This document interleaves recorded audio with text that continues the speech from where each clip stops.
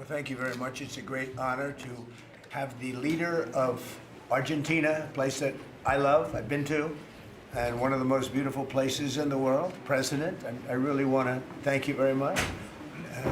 He's MAGA all the way. It's Make Argentina Great Again. I heard about him when he was campaigning, and even before his campaign. He's a great economist, and he was saying a lot of very correct things, and he was very much in a conservative mode. And I heard all about you as you were running and even before you were running, because as a tremendously talented economist, you were getting a lot of good write-ups, and I appreciated that. But he was Make Argentina Great Again. It worked. I actually sent him some hats for his early part of the campaign, and then he called me. He wanted a lot more, and I said, "When does it stop? When will it stop?" And it stopped with him winning, and he's become very popular, and he's on the verge of a breakthrough. I think he's really on the verge of tremendous economic success, and I know that Scott Bessent is helping, and our great Scott is doing a job, and he feels very strongly about it. And Scott, do you want to say just a couple of words about that, please? Yes, sir. The president is fighting 100 years of bad economic history and policy, and is Both presidents. Both. We're fighting bad. I thought he was talking about the U.S. president when he said. And there's a midterm election coming up. We think he's going to do quite well, and then continue his reform agenda. Mr. President, as you said, President Obama had a big opportunity during his term, which he wasted. Many governments in Latin America went center-right, and the U.S. ignored them. We are not going to ignore our allies. It is economic strength. We're using our economic strength to create peace, just as you've done all over the world. And it is much better to form an economic bridge with our allies, people who want to do the right thing, than have to have shoot at narco gunboats. So we think that this is an opportunity for the Argentinian people, and that President Milei is the one to do it. He's got a great cabinet. He's got a great team who we've worked with over the past weeks. And the election is coming up very soon, and it's a very big election being watched by the world, because he's done an incredible job, but with that comes some pain. And they have some pain, and now they're coming out of it. And I think the victory is very important. Your poll numbers, I hear, are pretty good, but I think they'll be better after this. And, you know, our approvals are somewhat subject to who wins the election, because if a socialist, or in the case of New York City, a communist wins, you feel a lot differently about making an investment. I think, Scott, you'd feel that if somebody that had no chance, in other words, if somebody wins and has no chance of ever having a great economy because of that philosophy, you would put a halt to what we're doing. Yes, sir, and we're confident that President Milei is going to do well. We've been criticized by a couple of American Peronists, like Senator Warren. And you know, she and That's a compliment. Yeah. She has no idea what she's doing. She's a nasty, horrible senator. Go ahead. Other than that, I like her very much. Yeah, and she and her protege in New York, Mandani, who I don't even think he's a Peronist. I think he's more the communist Chavismo. So we stand with the president and what he stands for, and the hope for the Argentinian people. And President Trump, just like you, he carries the young people. So it's hope for the future. The Argentines have made the decision to shake off 100 years of bad policy. They went from one of the richest countries in the world to a ton of debt. And I think that with the bridge the U.S. is giving them and the strong policies, that Argentina can be great again. Thank you very much. Please, go ahead, please. Muchísimas gracias por esta recepción. Me siento muy honrado, muy especialmente en este momento en el que, digamos, gracias al gran liderazgo suyo, presidente Trump, ha logrado la paz en Medio Oriente. No solo este gran logro que ha sido alcanzar la paz en Medio Oriente, sino lograr el retorno de los 20 rehenes vivos. Además, quiero también felicitar por esa labor y por entender, digamos, la amenaza que es el socialismo del siglo XXI en todo el mundo, y en especial en América Latina, la labor de Marco Rubio. Y también quiero agradecer profundamente el enorme trabajo que ha hecho el secretario Besen, digamos, para ayudar a superar este problema de iliquidez que tenía Argentina como consecuencia, digamos, de los ataques políticos que hemos sufrido por nuestros opositores que no quieren que Argentina vuelva a abrazar las ideas de la libertad y que quieran volver a abrazar ideas perimidas, fracasadas, que en el fondo no son ni más ni menos que caminos que conducen al socialismo. Así es que, en primer lugar, muchas gracias por recibirme, muchas gracias por lo que están haciendo por el mundo libre y muchas gracias al secretario Besen por la enorme tarea que ha llevado a cabo y que, digamos, nos permite tener una ruta para poder transitar tranquilos y hacer lo que los argentinos de bien necesitan, y que creo que va a ser un buen caso para mostrar al mundo que las ideas de la libertad funcionan y generan prosperidad. Muchísimas gracias. Thank you. Thank you very much. Do we have a interpreter that wants to, you all either have that, has everyone understood? Because I think you made a very important, profound statement, actually. But we could have it interpreted if you want. Does anybody want it interpreted? Would you like that? Would you like it? Can the interpreter speak what, do we have somebody set up for that? You want? It's actually simultaneous, so if the President would like to repeat his statement, we can do it. No, that's okay. Don't worry about it. We'll leave it that way. So it's an honor to have you here. And I just want to tell you that your career has been an amazing one, and it's going to continue with the election. You're going to win the election. We're going to endorse you. I'm going to endorse you today, fully endorse you. And people in Argentina like me. A lot of people like me.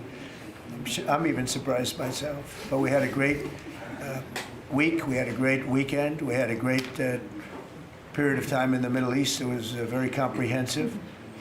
It went very rapidly, and I think it's going to lead to something that's going to be unrecognizable, certainly for the Middle East. What's taken place in the last few days, people can't believe it. I've never seen anything like it. I've never seen the love and the spirit. And I've done a lot of things. I've done a lot of deals. I've done a lot of political deals where countries come into line or whatever, but I've never seen anything like this, the level of love.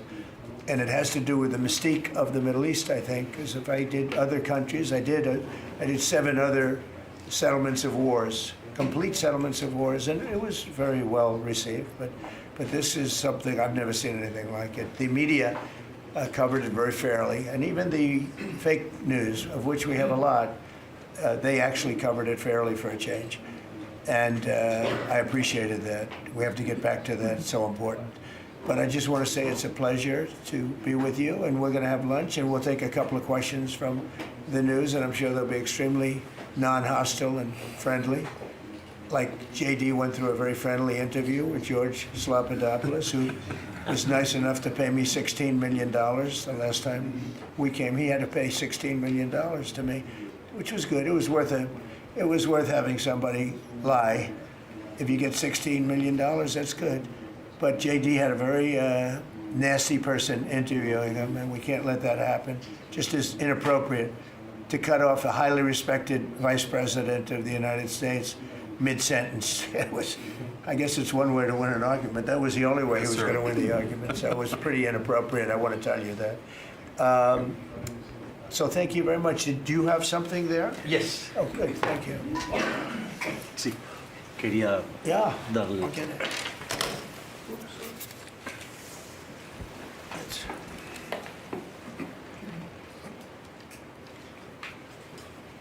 That's fantastic. Thank you very much.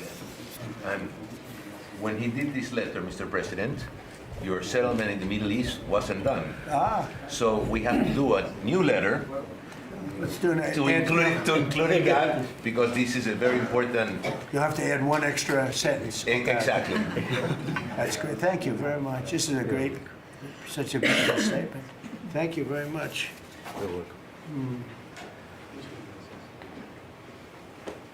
That's beautiful. Thank you. Mr. President, Okay. Mr. President, how is this Why don't Argentina? we talk about Argentina first? And Yeah. Go ahead. How is Are Argentina you going? worried about the how is this influence of Argentina- China in Argentina? Sorry. Go ahead. How is this Argentina rescue package America first? And is this rescue package meant to help President Milei's party in the coming election? No, it's helped. It's really meant to help a good financial philosophy where Argentina can, after 20 years of disaster, because it was very successful at one point, and it can be again, like Venezuela. Venezuela was very, very successful, and now it's a dictatorship. So when we can help our neighbors, you know, we're making tremendous progress in South America. South America, Marco was telling me, he's like our great expert here. He really knows it. You were telling me that so many of the countries are coming our way. And we had, a few years ago, when I just came back, so I've been here now almost 9 months, but when I just came in, I was amazed to see how poorly we've done. We lost so many, and one of them was Argentina, would be lost if he wasn't there. And I think he will be there because the people recognize he's done an amazing job. He took over a real mess. So did I take over a mess. I took over a mess by, you know, the Biden group. And Obama he started it, I'll tell you. Barack Hussein Obama started it. Could you give a couple of words on South America? You were telling me so well yesterday how well we're doing. Go ahead. Well, first of all, we have now 8 or 9, 10 countries, Argentina being foremost among them, that have aligned with the United States on issue after issue in international community events all over the world. They're, in fact, these great allies like Argentina, but I can go into others, Costa Rica, you know, I don't want to leave anybody out, El Salvador, you know, but I think one of the more promising developments is later this month, there'll be an election in Bolivia. After 25, 30 years of anti-American hostile government, both of the candidates running in that election and the runoff election want strong and better relations with the United States and another transformative opportunity there.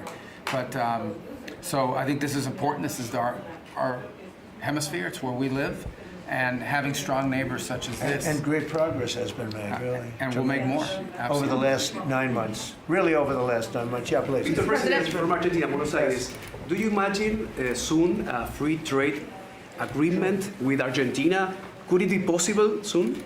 Yeah, it will be. Well, we're going to discuss some of it today, but no, we want to help Argentina, and we want to always help ourselves, but we want to help Argentina. And one of the ways we can do, they have great product, and we used to do a lot of trade, and then if you look at what the Democrats, well, they didn't know. They didn't know. Honestly, they didn't know what they were doing.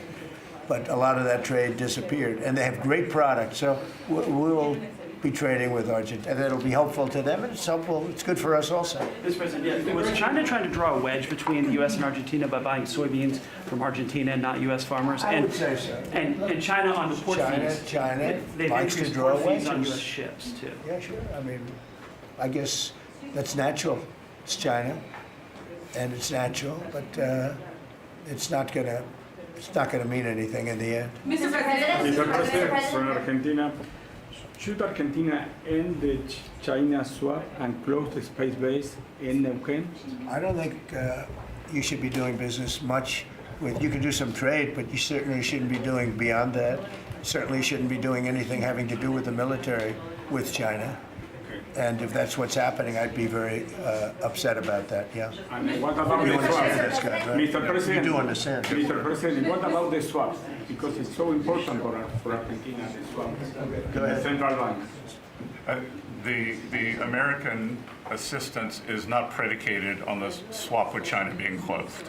Any reporting to that effect is incorrect. But you said, but you said that Argentina has to export China from your business or from your agenda, and the swap is so important for Argentina. No, I was referring more to ports, military bases, observation, facilities that have been created in Argentina. Than the swap? More than the swap? More than the swap. Okay. Mr. President. He was referring to that. Yeah, behind you, please. Yes, President for Argentina, what's the benefit for United States in helping this way Argentina? Just helping a great philosophy take over a great country. Argentina is one of the most beautiful countries that I've ever seen. And we want to see it succeed. Very simple. I mean, we don't have to do it. It's not going to make a big difference for our country, but it will in terms of South America. If Argentina does well, you're going to have others following, and a lot of others are following. You have countries in South America that 2 years ago would have never even been thought of to go as democracies or as just countries that want to do fair and balanced trading.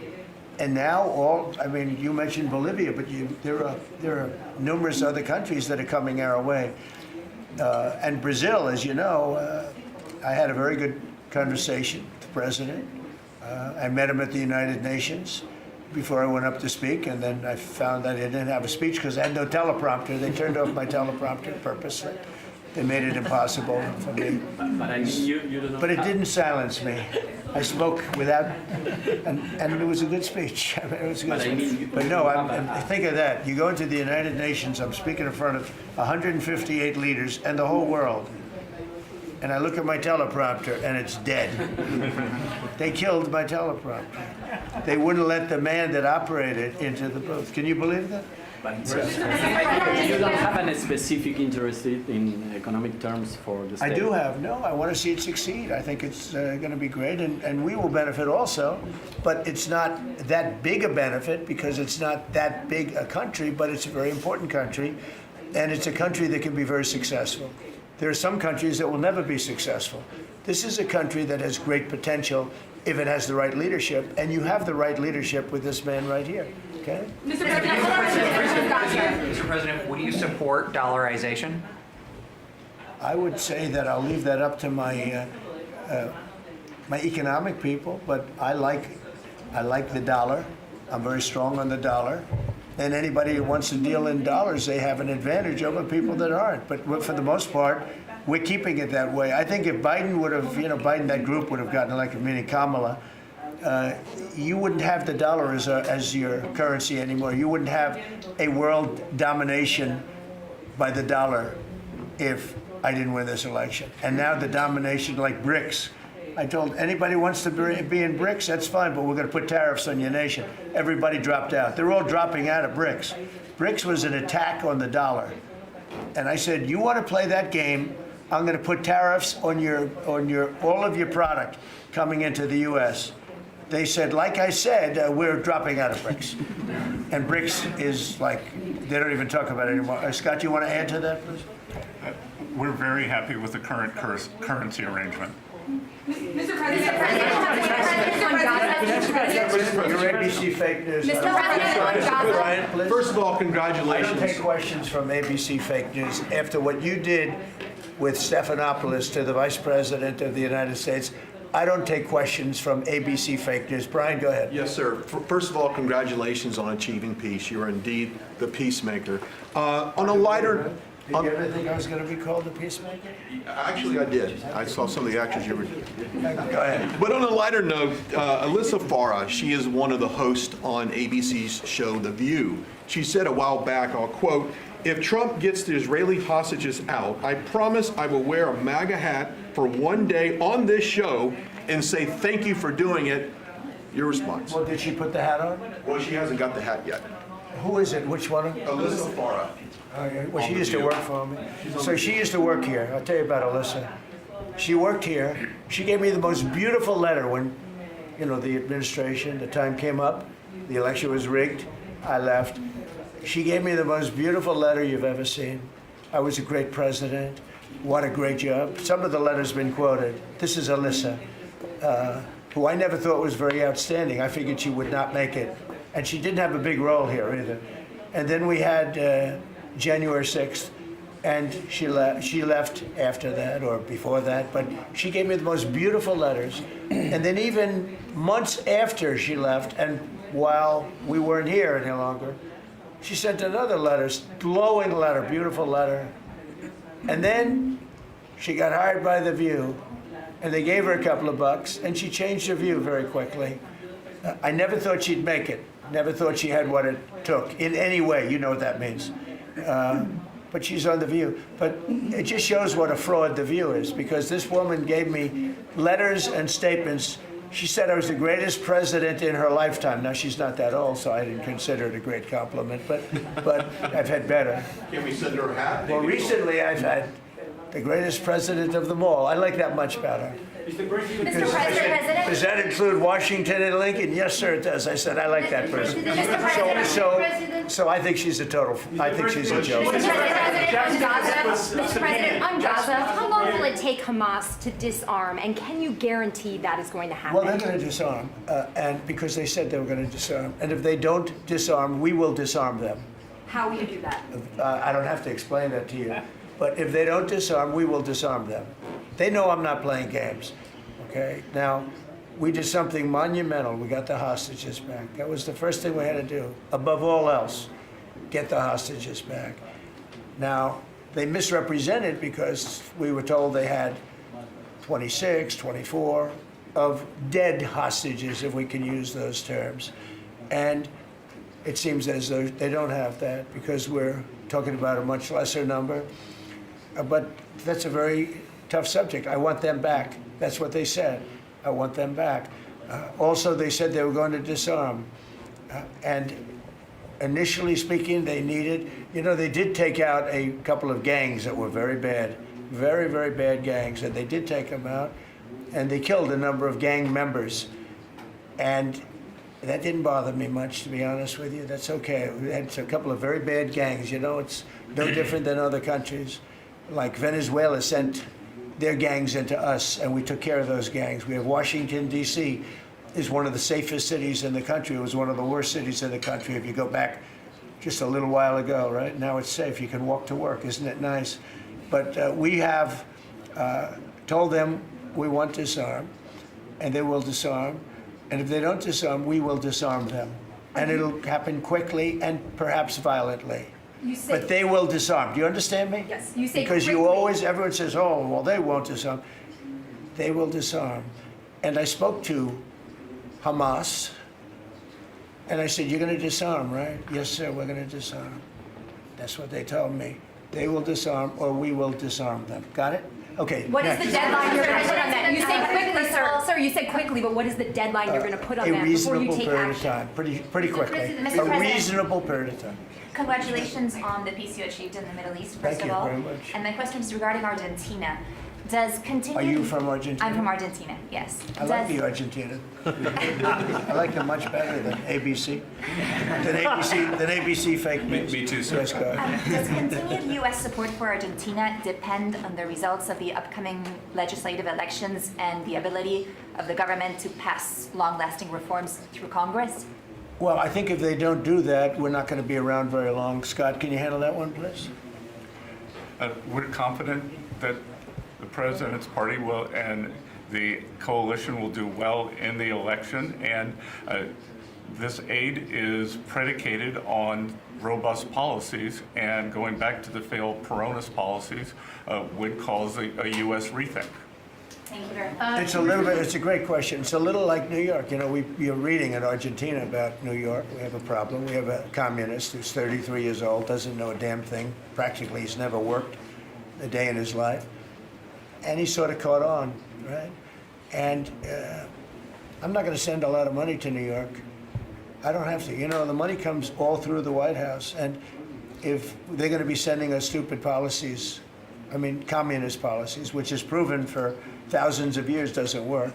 We don't have to prove it again. We're not going to ruin one of our great cities because we'll make that great. We will clean up the crime in about 30 days. It took 12 days to do Washington, D.C., so New York is bigger. And Chicago, we've already made a lot of progress despite fighting from the government, but Chicago's doing great. Memphis is doing really great. We have great support there from the political leaders. They said, please come in and clean up crime. And we love it. We've in 1 week, Memphis is so good. It's so much better. We'll have it within a month. We'll have that into a safe city again. And all of these cities, we want to clean them up. We don't like that opposition. But if somebody's going to be a communist mayor of New York, it's a fluke if he gets in. There are a lot of failed people that he's running against. I mean, you have inferior candidates or something, because it's impossible to think that New York City can have a communist mayor. He's a communist. He's not a socialist, by the way. There's a big difference. He's a communist. He's down and dirty. He's a communist. He hates police. He wants to get rid of all police. I mean, how can a policeman? He hates Jewish people, and yet he's got Jewish people supporting. He hates Jewish people. So it comes through the White House. The funding for New York and for every place comes through the White House. And I'm very generous, and I was always very generous with New York, even when you had opposition there, but I was always very generous. But I wouldn't be generous to a communist, a guy that's going to take the money and throw it out the window, because you're talking about hundreds of billions of dollars.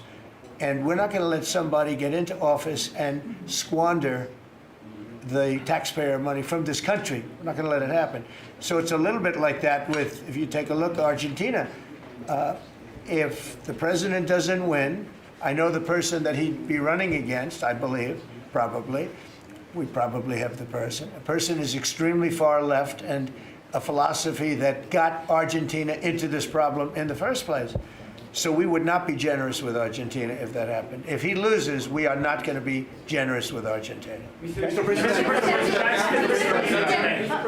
you talk about Argentina and important in the Latin American. What is your plan for Venezuela? But is the terrorism, the narco-terrorism in the President Maduro? What is your plan about it? Venezuela's done a couple of things very badly. Number one, we get drugs and all of that. But we get something in a way worse, because they're a big purveyor of drugs, but we have worse. What they do very well is they send their criminals into the United States, and they send Tren de Aragua, that you know very well. You're from Venezuela, I assume. And they send them in by the thousands, literally. And these are the worst of all. And they empty their prisons into the United States. They empty their mental institutions into the United States. And because we had a president who's low IQ, he didn't realize what was going on. And the people that are high IQ that surround him, but they happen to be lunatics, radical left, they're highly intelligent, radical left lunatics, okay? So in a way, that's worse than having a guy like Biden. But they ran the show. You heard about the Autopen. The person that really operated the Autopen, but it was really the people that told the person that operated the Autopen what to do. Those are the people that really were president, okay? So we're not going to stand for it in this country. And by the way, that Autopen thing is under serious investigation. Just this, I don't think you care, because you're from Argentina, you couldn't care less about that. But I just want to say, because I do the weave, you know, the weave, cover a lot of different subjects. But the people that are involved in that Autopen scam, because he barely signed anything. I mean, this guy, I don't know how you can be president. He barely signed it. But the only thing we can find for sure is that he signed Hunter's pardon, his pardon. Hunter's pardon, I like that. That's a good combination. So we're going to work very much with the president. We think he's going to win. He should win. And if he does win, we're going to be very helpful. And if he doesn't win, we're not going to waste our time, because you have somebody whose philosophy has no chance of making Argentina great again. What's your advice for Milei? Steve, go ahead. Steve. What's your advice for President Milei? Just to check something, you said Hamas assured you that they would disarm. Was that a direct conversation or through Mr. Witkoff? Or? Through my people. Okay. At the highest level. Do you What's think your advice? And it was meant for President? What's your advice for President Milei and Argentina as a political leader? My advice is to hold strong to his principles, because he's right, and he's proving that he was right. He's got one problem. He's got people that are giving him tremendously bad press, even though they know it's wrong. He's got to hold true to his principles, because he's going to win. He's going to win. He's doing the right thing. Everybody knows he's doing the right thing, but you have a radical left sick culture that's a very dangerous group of people, and they're trying to make him look bad. I believe he's going to win out. And we're doing the right way with China in this house. China? Well, you have to be careful with China. Look, we have, everybody deals with China. They have to deal with us too. We have to be careful with China. Look, I have a great relationship with President Xi. but sometimes it gets testy because China likes to take advantage of people, and they can't take advantage of us. But we have a fair relationship with China, and I think it'll be fine. And if it's not, that's okay too. You have to do and go where the punches are thrown. You got to put up the blocks. We have a lot of punches being thrown, and we've been very successful. Look, we have the most success. I think we're the most successful we've ever been as a country. We have now close. I've been saying 17. We have, I think, close to or maybe even exceeding $18 trillion going to be invested in the United States. That's more money than ever invested in any country before. Even countries with much bigger populations like India or like China, nobody's ever had $18 trillion invested in the country. We have, and that's because of November 5th election, because I won. Oh, if she won, you'd be negative. You'd have people getting out of the country. This country would have been in a major depression. If she won, we would have been 1929. They'd like to see that anyway. That's why they keep the government laws. They have a shutdown based on nonsense. They want to give away 1.5, think of it, they want to give away $1.5 trillion to people that come into the country illegally. And as you know, the borders now are closed. But when they hear that they get the greatest health care package in the world and they have no money, but they're living okay in another country, they head up and they start forming caravans and they try and come into our country. But the big problem is they want to give health care to people that should not get health care. They want to give health care to illegal immigrants by the millions. Look at Gavin Newsom, what he's done. He's ruined California. He gives health care to anybody. And I guess they do it for votes. I actually think it's bad politics, but I guess they do it for votes. So I'm with this man because his philosophy is correct. And he may win and he may not win, but I think he's going to win. And if he wins, we're staying with him. And if he doesn't win, we're gone. How can Argentina help to the peace process, to the Middle East peace process? They can help by doing well. If Argentina does well, that's helpful because they know we help Argentina. So if Argentina is successful, that's great because they view us as somebody that helped Argentina and they did well, and the United States maybe will help them and they're going to do well. So the success of Argentina would be a great feather in the cap of the USA because we're helping them. Right? You understand? Yeah. Yeah, please, behind you. Behind you. Thank you, Mr. President. Last week you said that NATO should consider expelling Spain. What? You said that NATO should consider expelling Spain. Would you support that? What expelling Spain? NATO consider expelling Spain. Oh. I'm very unhappy with Spain. They're the only country that didn't raise up their number to 5%. Every other country in NATO raised up to 5%. And Spain is doing very well off our backs. So I'm not happy with Spain. Spain gets protection, and they know, look, they're sort of in the semi-middle of it, so they're going to get protected automatically. Even if you don't want to protect them, you're protecting them because of the way they're located. And I think what Spain did is a very bad thing for NATO. I think it's very unfair to NATO. It wouldn't matter if you said you're not going to protect them because they're pretty much protected. What are you going to do? Go through the other countries and let's go attack Spain, right? So I think what they did is not nice. I think it's very disrespectful to NATO. In fact, I was thinking about giving them trade punishment through tariffs because of what they did. And I may do that. I think unbelievably disrespectful. Spain, the only one out of all the countries in NATO, the only one that said that is Spain. And I think that's, I think they should be punished for that. Yes. On the government shutdown, you have the money to pay the troops on October 15th. Okay. How is I actually have a man who is a very wealthy person. You'll know that when I tell you this. Who called a donor, a great gentleman, and he said, if there's any money necessary, shortfall, for the paying of the troops, then I will pay it, meaning he will pay it. How about that?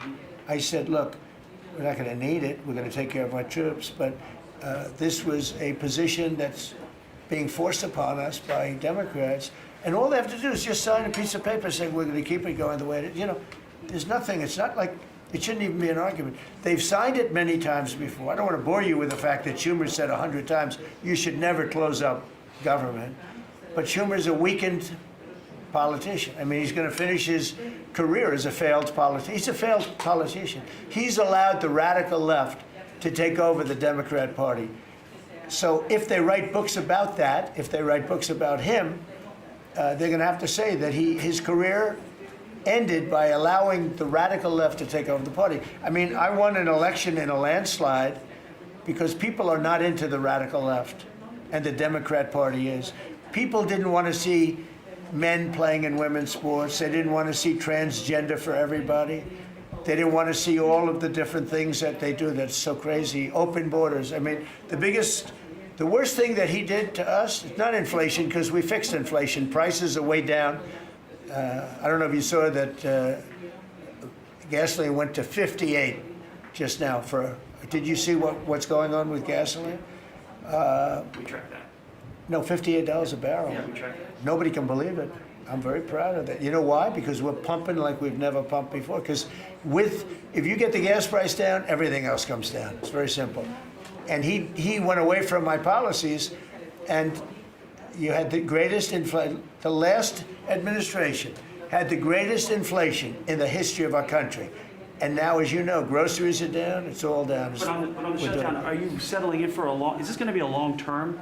Are we looking months? It's up to them. All they have to do is just vote to extend. We don't need it. We're not saying we want money. We don't. All we need is a right to extend. They want a right to extend, but they want $1.5 trillion so they can give it away to illegal immigrants, the people that are invading your cities. And many of these people, for whatever reason, I mean, I understood this. I called it a long time ago. These countries are run by people I know. Friends of mine, like I know this gentleman. I hope you haven't said, he probably did too, why not? They send up their worst people. They send up people that are criminals, they send up people from jails. And at best, the best ones they send up are people that don't work very hard and that are on a social form of welfare. And they're sending those people into the United States. I don't blame them, I'm angry at them, but I don't blame them. But I'm really angry at Biden and Kamala and that group of lunatics for allowing it to happen, because it's the hardest thing. Now, you know, we're sending them out. It's incredible the job that Christie and Tom Homan and the whole group is doing. But we shouldn't have to be doing that. We're doing a lot of work on getting people out of here. Tren de Aragua has caused tremendous damage, and our soldiers are great. You know, our soldiers are now based on merit. They're not based on woke, because we won the case in the Supreme Court, which was the bravest case. I have such respect for the Supreme Court because of what they did with merit, because our country was built on merit. Countries are destroyed on woke. You know, I made a statement, and I hated to make it because it sounded bad, but everything turns to you know what when it goes woke. You remember the term. I don't like to use it because you might have some children listening, but it turns bad. And no, we have the hottest country right now anywhere in the world. That's why he's here. That's why every other country wants to meet here too. But we only have so many hours in the day and days in the week. But we get the hottest country. Think of it. We were a dead country a year and a half ago. And now we have the hottest country anywhere in the world. It's pretty good. We did a good job. Okay, any other questions? Would you like to visit Argentina? Mr. President. Would you like to visit Argentina soon? There is an invitation for that. What does that mean? Do you like to visit Argentina soon? I do. I would love to. I'm just a little busy. I would love to. I'd love to go to Argentina. I'd like to be like Biden. I'd like to go to the beach. You know? My legs are not quite as thin as his. My legs are slightly heavier. My arms are slightly larger. My body is a little bit larger than his. I'm not sure it would be appreciated on the beach, but I'm not going to take a chance. You won't see me in a bathing suit. You won't see in a bathing suit sitting on a beach in Argentina, falling down. not being able to lift a 3-ounce chair, meant for old people to lift, and he couldn't lift it, so we had a problem. He spent too much time on the beach. Somebody told him that he looked good in a bathing suit. And you'd see this guy on the beach all the time. I never quite understood it. Steve, go ahead. Could you preview your meeting with Ukraine President Zelensky on Friday? You expect to talk about weapons? Is there going to be a package? Interesting meeting going on. Look, I'm very disappointed because Vladimir and I had a very good relationship, probably still do. I don't know why he continues with this war. This war has been so bad for him. He's going into 4 years of a war that he should have won that war in 1 week. He's now going to soon be into his 4th year. He's lost 1.5 million soldiers, probably, close. Certainly in terms of wounded and no legs and no arms and all the things that happen in horrible wars. It's a horrible war. That's the biggest thing that's happened since World War II in terms of death. It's bigger than any of them. I settled 8 of them. The biggest is that in terms of death. Incredible. I think India, Pakistan had great potential too. We did a great job of that one, but he's got to really settle this war. And you know, they have long lines waiting for gasoline in Russia right now, right? They have long lines. Who thought that was going to happen? And all of a sudden his economy is going to collapse. And I'd like to see him do well. I mean, I had a very good relationship with Vladimir Putin, but he just doesn't want to end that war. And I think it's making him look very bad. He could end it. He could end it quickly. And I have to tell you, I give credit because who would think that Ukraine could have fought Russia for 4 years to essentially a standstill? Now, there has been some early, you know, before they knew what the hell was happening, because it happened quick. Biden should have never let that happen. That's a war that should have never happened, but it did. But it's not making Russia look good, I will tell you that. Tomahawks in Ukraine?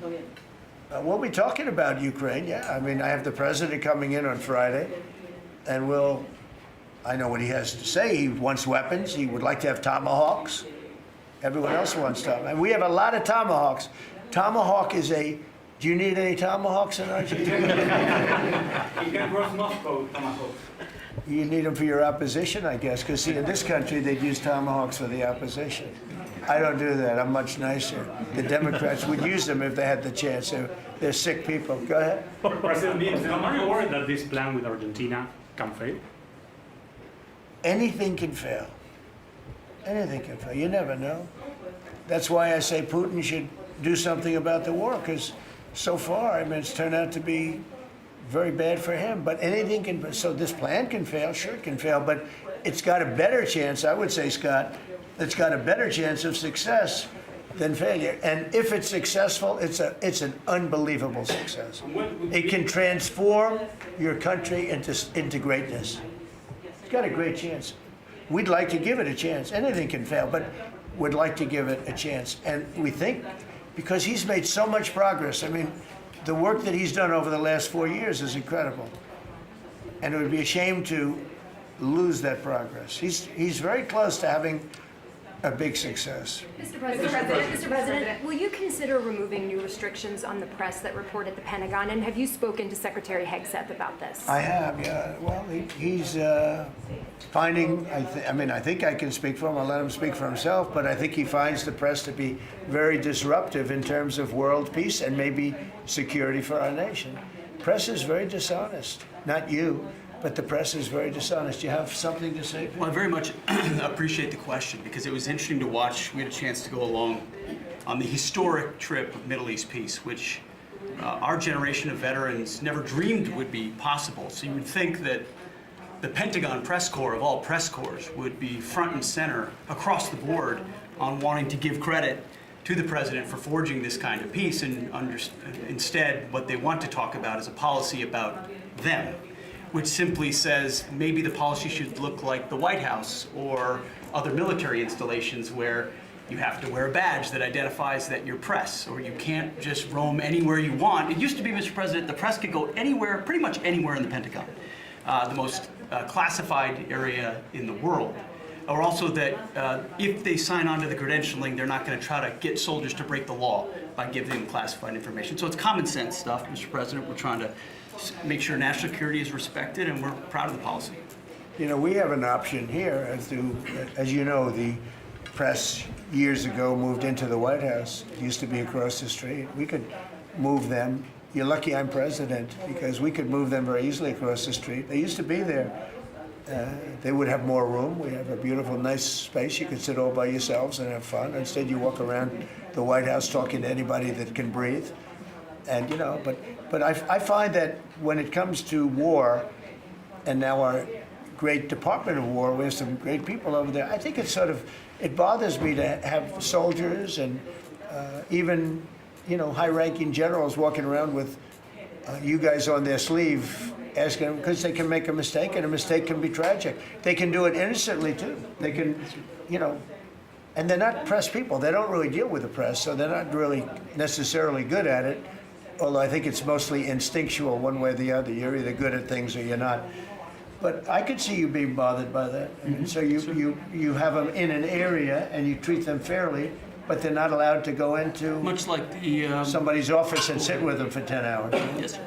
Yeah, I can understand. Mr. President, Boston had some street takeovers that we saw. Are you going to work with or try and work with the mayor of Boston? And then they have a World Cup. They have several World Cup games. I know Argentina knows about World Cups. They have several World Cup games. Could those games move to cities that do work with you? We could take them away. I love the people of Boston. I know the games are sold out. But your mayor is not good. They're worse than her. At least she's intelligent. You know, some are extremely low IQ. Those bother me more. She's intelligent, but she's radical left. And they're taking over parts of Boston. That's a pretty big statement, right? We could get them back in about 2 seconds. All she has to do is call us. We'll go in and take them back. But she's afraid to because she thinks it's bad politically. She could take them back, too. The Boston police are great. I mean, I know them. They love me. She'll never tell them to go after Trump because they love me and I love them. And I got a tremendous police vote and military vote, you know, and fireman vote, all of them. No, I think she is hurting Boston. The answer is yes. If somebody is doing a bad job, and if I feel there's unsafe conditions, I would call Johnny, the head of FIFA, who's phenomenal, and I would say, let's move it to another location. And he would do that. He wouldn't love to do it, but he'd do it. Very easily he'd do it. And this is the right time to do it. If I thought Boston was doing something that was going to cause safety conditions for the World Cup, I could say the same thing for the Olympics, because we have events that are in different locations for the Olympics. It's based in LA. If I thought LA was not going to be prepared properly, I would move it to another location if I had to. On that one, I'd probably have to get a different kind of a permission, but we would do that. Gavin Newsom, he's got to get his act together, because had we not gone in at the beginning of my term, had we not gone in with a very strong, powerful force, they would have lost LA. Now, you already lost 25,000 houses to fires. You got a big scar right in the middle of the city. And that should have never happened, because they should have had the water flowing in from the Pacific Northwest. All they had to do is open up the valves. He didn't want to do it. And he didn't want to do it. He says for environmental reasons. I don't believe that. But, for some reason, he didn't want to do it and lost 25,000. You had no water in the fire pumps. You had no water in the sprinkler systems in the ceilings. There were no houses. Normally, the things would go in. You might not have lost 2 houses. So if he doesn't play ball, we're going to have to be very tough with him. He's done a bad job. Just to finish off on that, so when we went in, we did a phenomenal job. We went in with great force, and that was the end of it. We put it out. We extinguished that fire, which was agitation, and it was a very dangerous position to be in. And we went and did a great job. But the chief, said we could have never done this without President Trump and without the federal government coming in. Okay, that was it. He said that. Now, 2 or 3 weeks later, he said, we could have done it, but he knows he couldn't. The city was going to be taken over if I didn't go in. And you have to remember that. Los Angeles was going to be taken over. And we have it where the chief said it, I believe, numerous times, but that was as it was happening. That was a rough one. That was nasty. And if we saw a situation like that, we'd be forced to make a move. Boston better clean up their act. That's all I can say. Go ahead. One more question. Mr. President, should federal workers Yeah, please. Do you feel any urgency to end the shutdown in the next week, 2 weeks, or would you be fine if this stretches into November and then toward the holidays with folks not getting paid? Well, you know, shutdown, we've had many, many shutdowns, and this is a shutdown that shouldn't have happened. A group of people brilliantly decided to make it after the election. I said, thank you very much. In other words, give it to Trump instead of Biden. So it shouldn't happen. And likewise, debt ceiling shouldn't have. But the big, great big, beautiful bill solved the debt ceiling problem for Is there a 2 point where years. you would reach out to No, all parties here's what's and happening try on to the cut a deal? shutdown, though. Honestly, can I put it in plain words for you? And you're a smart guy, so you all understand, but a lot of people don't. The Democrats are getting killed on the shutdown because we're closing up programs that are Democrat programs that we were opposed to. So we're being able, and they're never going to come back in many cases. So we're being able to do things that we were unable to do before. So we're closing up programs that are Democrat programs that we wanted to close up or that we never wanted to happen, and now we're closing them up. And we're not going to let them come back. The Democrats are getting killed. And we're going to have a list of them on Friday, closing up some of the most egregious, socialist, semi-communist, probably not full communist, we're saving that for New York, but semi-communist programs, and we're closing them up. We're not closing up Republican programs because we think they work. So the Democrats are getting killed, but they're not telling the people about that. I say it, nobody, well, I haven't said it probably as bluntly as I just said it, but so we are closing up Democrat programs that we think, that we disagree with, and they're never going to open again. Thank you very much. Thank you, everybody. Thank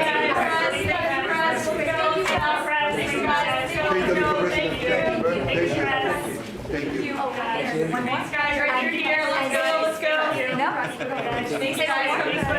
As China deepens its presence in Latin America, what role do you see for the U.S.? I just like to watch you talk. Sorry. No? Okay. Good job. Okay, thank you. Good job. Thank you, darling.